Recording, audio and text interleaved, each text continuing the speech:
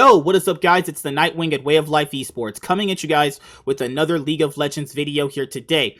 Perkz, one of the best Western players of all time, is now leaving G2 Esports to join Cloud9. Perkz has won 4 EU LCS trophies, he's won 4 LEC trophies, he's been to the finals at MSI 2017, he's won MSI 2019, he's been to Worlds multiple times, and he's even got to the finals of the 2019 World Championship. I personally think Perkz joining Cloud9 will bring them into a new direction, but I want to tackle other things about Cloud9 obviously in this video, and how Perkz will specifically be the key factor that impacts his teammates. And I personally think, you know, when Carlos made the decision obviously to get rid of Perkz and keep Caps, I personally think there's no wrong decision there. You still get 2 good players at the end of the day. But now Cloud9 with Perkz gets to move into a new direction that I personally feel that Cloud9 should have always moved into this direction. So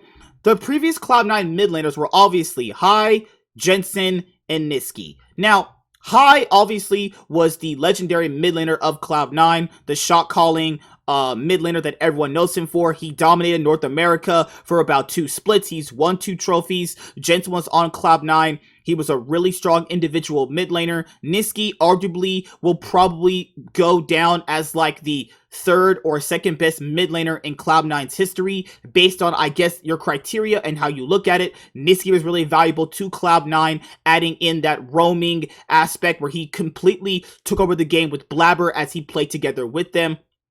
And then now you're adding in Perkz, and it's really hard to say what dynamic Perkz will actually bring toward Cloud9, but I'm going to be overall looking at what Perkz had did in EU to really see the impact he'll actually have on Cloud9. And can this new Cloud9 team be as strong as everybody is predicting they go into the 2021 LCS season? So specifically, let's start at the top lane. So you have Fudge. So let's be honest here, most people did not watch LCS Academy.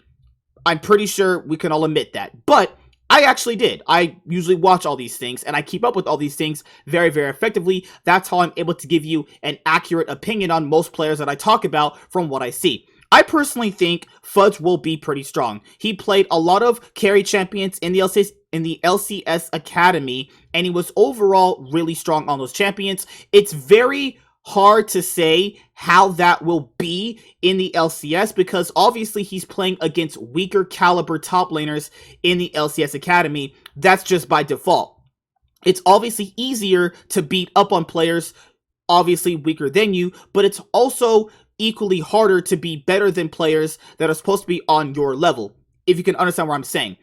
And if we go through the other top laner that went through the same type of criticism, it was Licorice. Remember, everything everybody said about Licorice is what everybody right now is saying about Fudge. So if we're going just based off the past, whenever Cloud9 brings up a player, whether it be contracts or Zeyzal, or they're bringing in players like Jensen, players like Blabber, they've usually always been pretty good and pretty much been top 4 in their roles. That's why I'm not really concerned with the Fudge move and moving away from Licorice, because I personally believe that they ultimately see something in Fudge that they didn't see in Licorice. Licorice was arguably the best top laner in the LCS, and if they're moving away from Licorice, who was the best top laner in the LCS, maybe outside of Someday is the other biggest competition you can throw at me, or you can probably say sometimes Broken Blade, arguably Cloud9, 100 Thieves, and TSM had the best top laners. But now, when you're taking away that, and you're moving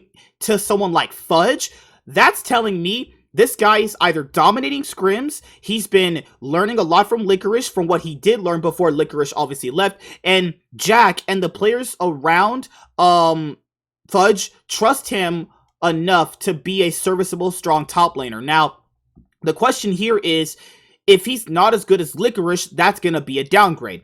Let's be honest here. Licorice was the best top laner ever since he came into the league in the LCS 2018 spring split. So roughly about 2 years, Licorice has been the best top laner. So I am looking forward to Fudge being a more hard carry than Licorice. I'm pretty sure we're going to be getting like the same player, except he's going to probably do things a little bit more differently. Let's be honest here. But Fudge, I'm not really concerned with. I've seen enough from Fudge out from the academy scene, and I think he'll do pretty much just fine. The player that I'm concerned with, actually, is Blabber. I personally think Blabber has a lot of issues a lot of the general C9 fans don't like to bring up. For one, he's not very flexible. Let's be honest here.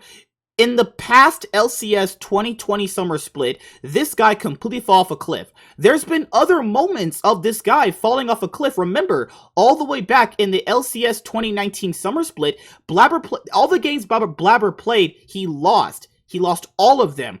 All the games he played at Worlds, he lost, except for that one that didn't matter, obviously, you know? So you have to kind of factor that in. You know, Blabber has moments where he's completely irrelevant, but if we're factoring in the LCS 2020 spring split, him and Niski were insanely well as a duo. They pretty much carried Cloud9 through the early portions of the game, where players like Sven and Vulcan and Licorice could carry the rest. That's why that Cloud9 roster in the LCS 2020 spring split was insanely strong. You had pretty much all the players on the roster firing at all cylinders. Now, personally, I think that when the meta changes, Blabber definitely struggles. I think that Blabber only really shines on champions he can get an early game lead with. You know, the best junglers throughout history are more well-rounded out junglers like Jankos, like Canyon, like SOFM, players like that. I don't think Blabber is that type of player, but Blabber has essentially one playstyle, and if you do not play towards that effectively, your team is going to arguably struggle. We literally just saw it. That's not up for debate. I know people are going to be like, oh my god, why are you hating on Blabber so much? Blah, blah, blah. I want Blabber's cock down my throat. Shut the fuck up and listen and actually watch games before you actually make blatant assumptions. I don't do that. I watch the games, and then I make an opinion based off what I see. I can only base things off what I see. I can't have all these external factors, you know, holding down my opinion. This has nothing to do with YouTube content that I see from the team, and this has nothing to do with anything else. This is just based off what I see. I personally think Cloud9 would be even stronger as a team with a different jungler. I'm just going to be honest with you here. I don't think he's bad. He's probably arguably a top 4 jungler in his position, but I personally think there were better junglers than Blabber ultimately through the 2020 LCS season. They just were on completely bad teams, so most people just really weren't looking at them. That's just kind of how these type of sports things go. Whether or not you're in traditional sports or esports, that's just how it goes. Now, Blabber has this thing where he likes to pay, well, or how would I word this? Let me word this differently. Blabber likes to play very, very aggressively, faster, high tempo aggression jungling, which pretty much means he is always going to be on the move, trying to invade. He is always trying to gank, and he's always going to try and look for the best fight possible, even if it's not in his favor. Now, can that be a good thing if your team needs aggression? Sure.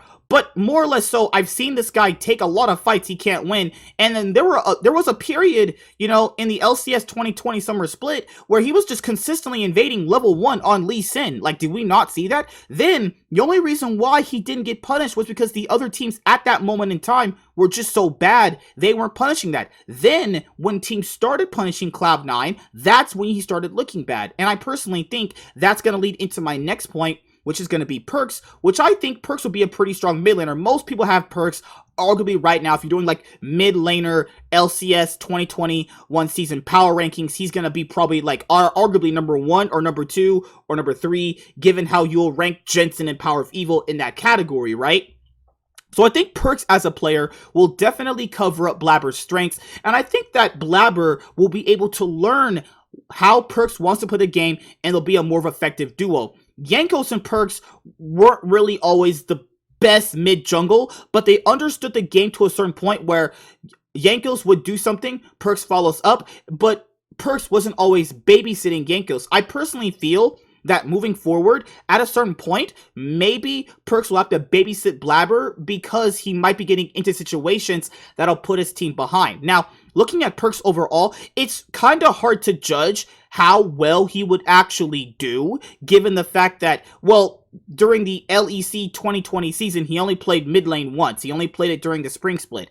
Arguably, let's just take this for what it is. He probably is playing mid lane when we're not watching, obviously, on his streams. Obviously, he's, playing it consistently because that's the role he's well known for, is mid. And he also was a pretty serviceable ADC. I do think a lot of people overrate him as an ADC when he was ultimately, getting looked at by everyone and getting all this praise. Perkz, I think, is a very aggressive mid laner. He knows when to take trades. He knows when to up the tempo of the game. He knows when to take trades that are more favorable for him so he can ultimately roam around the map to help. So if you really want to get a grasp of how strong Perkz still is, I would, as you go watch the LEC 2020 Spring Split where he played mid lane and then they won. Caps had role swapped in the LEC 2020 Spring Split and they still won. G2 Esports still won, and Perkz obviously played mid. So I guess if you want a recent example, I can give you that. Also, Perkz as a player, I think in terms of having the high ceiling for mid lane right now, I think arguably, it's hard to say though, because Jensen is still insanely strong. I think Power of Evil is also insanely strong. And it just depends on how the meta shapes up for Cloud9, because Cloud9 like to have that aggressive playstyle where they're getting things done early. And that's going to bode into the next point, which is Zven and Vulcan. So Zven and Vulcan, I think, were arguably one of the best bot lanes in the LCS 2020 season. I think that's not up for debate. Even when Cloud9 were falling off a cliff in the LCS 2020 summer split, Zven and Vulcan were still the best parts about the team. Let's be honest here, they put all their resources into the bot lane overall. But I think that now having Perkz, you get a consistent, strong mid laner who can ultimately beat anybody he's playing up against, which opens up the bot lane to be a lot more aggressive on the map, and it allows Vulcan to actually roam around more effectively and have a bigger impact on the map. Now, with that being said, it depends on the dynamic of the team overall. You have to kind of factor in, this is a team game, and these players like to ultimately, see what comp they're given and see how they can play it out. So if Vulcan and Blabber can have the same type of synergy and impact they had when they had players like Niski and Licorice, I think this roster with Fudge, Perkz will also do very well, and you're also kind of complementing each other. I think each of the players' playstyles complements each other, and you also are looking at a strong, well-rounded core. Now, it's hard to say what type of playstyle they're going to have because we haven't seen them play it together, but I do think it's right in people's power. I think it's right in the LCS 2021 preseason power rankings for people to have Cloud9 at first. It's arguably understandable, and I'm not even talking biased here. I'm probably going to have them at first place too when we do our LCS 2021 preseason power rankings, but it just depends on a lot of different factors. Actually, what the heck? Sorry about that. This is a stupid idiot revving up his engine. So, back to the point. Looking at how Perkz can impact the map, I don't really think Perkz will be that weak side mid laner that you guys saw with Nemesis, with Fnatic, that you guys saw during the LEC 2020 season. I don't think he's that type of player. I think he could play the supportive playstyle of a mid laner. I just don't think it really suits him. I don't really want him to do that overall.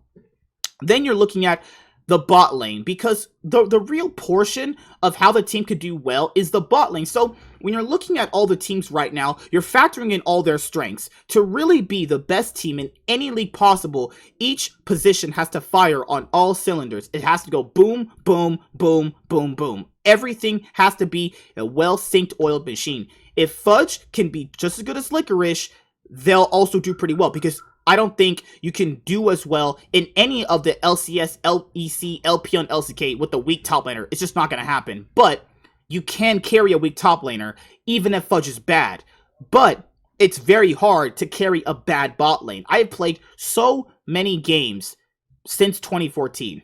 The hardest position to carry from, if you're arguably having a hard time, is personally bot lane, because you have to kind of factor in 2 people in one lane is going to be more impactful than one individual. It just depends on what comp you're given and how the game is played. Now, going into Season 11, a lot of different things are changing. I personally think having a strong jungler really does impact your team, and I personally think, given how Blabber may or may not be a coin flip, will be a good or a bad thing. I think as a player like Perkz, he can mold a player like Blabber, and if they can have the same type of synergy Blabber had with Niski, this is going to be the best mid-jungle duo in the league, potentially. These are all just hypotheticals I'm throwing out right now. Then you also have to factor in Vulcan roamed consistently, obviously when they were obviously ahead, when he was on picks like Pyke and Tom Kench and Alistar and Thresh and Leona and Rakan. Vulcan's a really insane support. Now, what people don't understand about the team so far is the side that's hard to really understand. So Cloud9 has been coached by Reaper ever since the LCS 2016 summer split. They are going in with a brand new coaching staff. They have Reignover, Veigar V2, and Mithy so far, right? So personally, having strong personalities like Sven, Mithy, and Perkz, some people might say is a bad thing. No, I'm personally saying that's a good thing. And why am I saying that's a good thing? Because, remember, when these core of players were together, G2 won, literally, well, when they had Sven and Mithy, G2 won 3 EULCS titles. And that is something you just can't take away and go, well, it happened in the past, so it doesn't matter now. No. That proves that this core together wins. That's what happens. And I think that players like Perkz, Sven, and Mithy would make the culture of Cloud9 fun, and something where players want to obviously be a lot more serious, because the general consensus with Cloud9 throughout most of their rosters throughout history, about ever since I've been watching them, it's always kind of fun, memey. I mean, you can still have that just as long as you're winning. You know, that you can still have fun, meme, have some fun, do some chill YouTube content about 1v1s and, you know, patch guys and all this other stuff. You just have to, obviously, when it comes to crunch time, you have crunch time, and that's what I want to talk about, is crunch time. So what that means, basically, for all you guys who are new to this type of thing, is your clutch. It's basically crunch time, obviously means just clutch. So Perkz, I think, is a very clutch mid laner. So in terms of all the mid laners from Cloud9's past, Nisqy, Jensen, and Hai, they have never really been clutch. In big moments, in big series, whether or not they were outskilled just in general, or they were going to lose just downright because they had the worst team, or even when they were winning, they were never clutch. You know what I mean? And Jensen, arguably, even though he didn't win any titles with Cloud9, he still got World's Top 4, so that's fine overall. I think a lot of people will be respectable with that, because World's Top 4 still means something. There's people that said that it doesn't mean anything. Well, they're just fucking losers who haven't won anything in their life, so it doesn't count, obviously. So overall, ever since I've seen Cloud9, they've never really had a clutch factor with any of their mid laners. That also goes for Nisqy as well. Even when it comes to the biggest moment in time where you have to win these specific games to get to the next stage, to get to that ultimate pedigree. Let's look at the last thing Hai did, you know, before he kind of had that downward trajectory on Cloud9, which was the series Cloud9 played up against Samsung Blue. Hai did not have the clutch factor against Dade, and that's also the reason why they lost. Ultimately, there was a big mid gap. Jensen up against Caps in the World's 2018 semifinals. Not a clutch factor. He got completely destroyed. Nisqy. Let's go with this one. The LCS 2020 summer split playoffs, when TSM faced Cloud9 and Bjergsen destroyed Nisqy. You know, essentially. I know Nisqy didn't get exactly clapped, but he got relatively destroyed, didn't he? And I don't think any of the mid laners from the past have ever had this insane clutch factor where you can reliably, consistently count on them to be either better than their opposition or go even with them. It's always so lopsided with some of the Cloud9 mid laners we've actually had over the years, and I think Perkz adds this new element. I personally think he will be one of the best mid laners in the LCS, if not this spring, but moving into summer. And this period forward on, Cloud9 are probably going to be most likely on the top. I think their biggest competition will come from Team Liquid and TSM, like it has been for the last, I don't know, 2 or 3 years.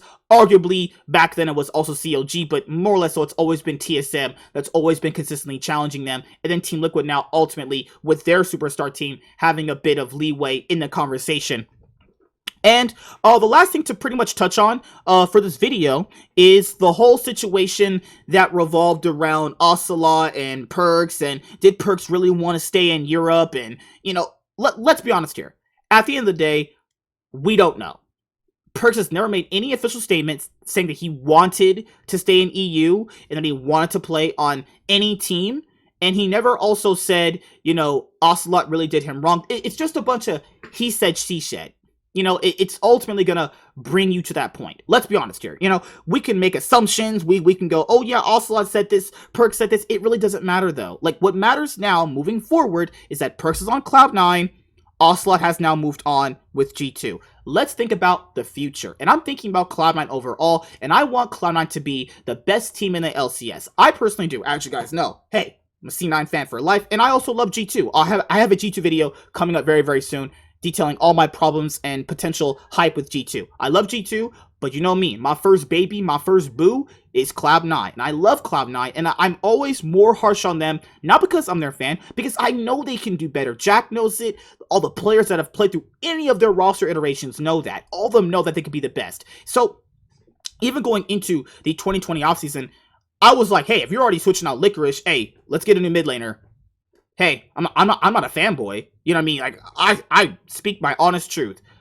If we're gonna switch out the best top laner in the LCS, let's get a new mid laner. I want a new jungler too, but hey, we all don't get what we want, but I'll take Perkz. That's perfectly fine. I think Perkz, being that type of player that he's always been, will add this new element towards Cloud9. And let's be honest here, Perkz was the team captain of G2.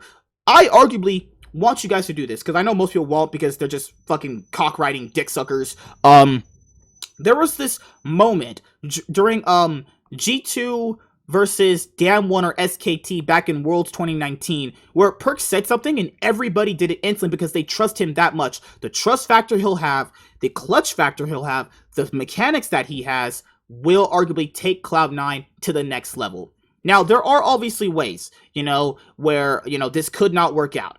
Arguably, let's be honest here, if Cloud9 doesn't get second or third place during the spring, let's be honest here, Perkz in playoffs has been utterly insane.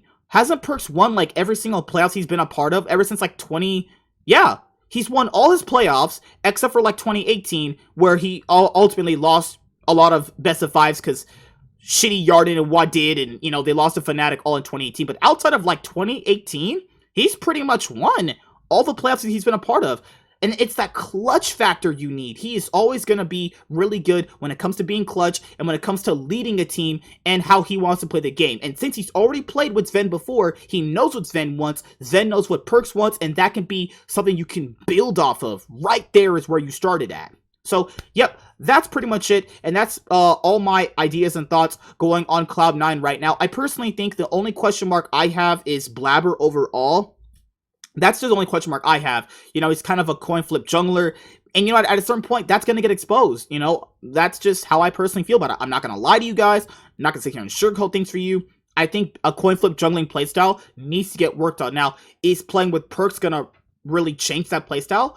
Who knows? Who knows? I can't make those decisions or assumptions based off not seeing them play together as a duo. I can go off their individual strengths. I think they'll individually be really strong, and I think as a duo they'll be even stronger, but it just depends on, is Perkz going to play towards Blabber, or is Blabber going to play towards Perkz?